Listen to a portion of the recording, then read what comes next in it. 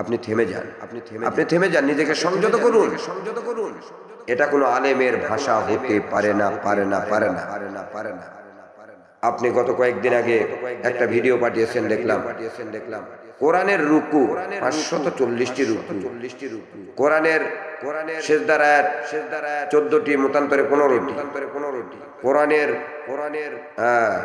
মঞ্জিল 60টি, এগুলো আপনি অস্বীকার করেছেন। এগুলো নাকি হানাফিরা বানিয়েছে।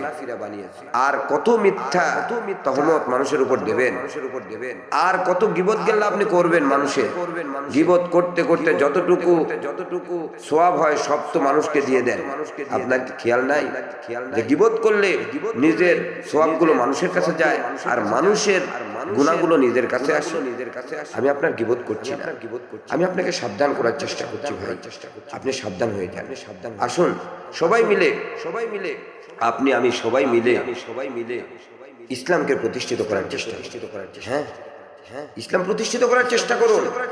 আপনি কেন বাতিলের পক্ষে কথা বলবেন? আপনি যখন একজন আলেমের বিরুদ্ধে কথা বলেন তখন বাতিলরা খুব খুশি হয়ে আপনাকে সানন্দে গ্রহণ করে, আপনার সঙ্গে কোলাকুলি করে, আপনাকে হয়তো কিছু হাদিয়া দেয়। এই জন্য আপনি কথা বলেন।